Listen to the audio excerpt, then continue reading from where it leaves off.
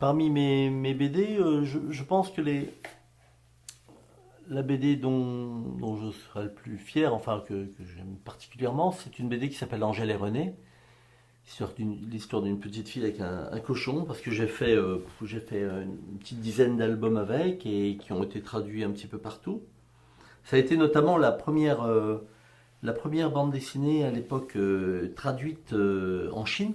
La première bande dessinée occidentale traduite en Chine, traduite légalement, parce qu'avant ça il y avait eu des Tintins, des BD comme ça, mais qui étaient des éditions pirates, dont les dessins étaient retournés pour être dans le bon sens et redessinés maladroitement des fois par des petites mains chinoises. Mais historiquement, le premier contrat de BD occidentale signé avec la Chine, c'était donc Angèle et René. Le deuxième étant Boule et Bill, ce qui n'est pas rien. Et puis j'étais allé en Chine pour le premier festival de Pékin. Et j'avais vu mes BD un peu partout. Et surtout des faux Angèle et René. J'en ai ramené pas mal d'ailleurs. Je te les montrerai si tu passes à la maison. Des, des méthodes pour apprendre le chinois, des cassettes, des trucs avec mes personnages redessinés par les Chinois. Et donc, oui, c'est un petit peu de mes créations, c'est un petit peu celle que j'affectionne le plus parce que c'est une BD qui plaît aussi bien aux tout petits, aux enfants qui savent à peine lire et dont les parents leur lisent des pages parce que c'est des pages de gag. Et j'ai des lecteurs de plus de 70 ans aussi qui lisent et qui se retrouvent complètement dedans. Et voilà, ça serait. Donc je suis fier, c'est un grand mot, mais disons que je suis content d'avoir fait ces petits personnages-là, auxquels je redonne vie aujourd'hui, puisque je suis reparti sur une auto-édition, voilà, que j'ai dit moi-même de cette série. Donc j'en ai ressorti 4, là, 4 albums pour l'instant, et je suis sur la suite.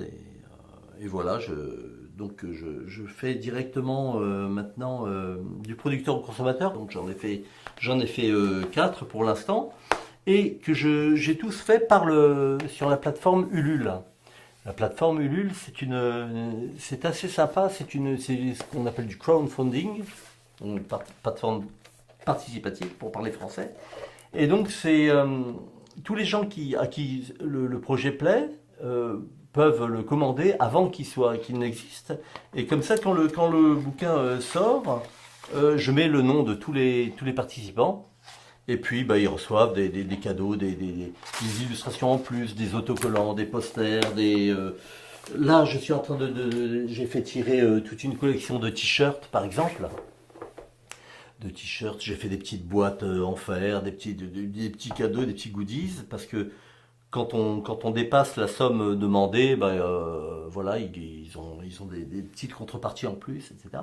Donc, je me suis un petit peu orienté vers le virtuel, en fait. J'ai fait quelques dédicaces en virtuel sur des plateformes comme Discord où les gens sont venus me voir sur cette plateforme-là. Et en achetant mes bouquins directement, moi j'ai une boutique en ligne sur SumUp. Donc il suffit de taper mon nom au cœur de Riddle suivi de SumUp, SUMUP. Donc, les gens peuvent acheter les bouquins qu'ils veulent et venir me voir, et moi je leur dédicace et je leur envoie le lendemain, quoi. Donc voilà, on a un peu déjoué la pandémie comme ça pour continuer à exercer et puis éviter de se scléroser.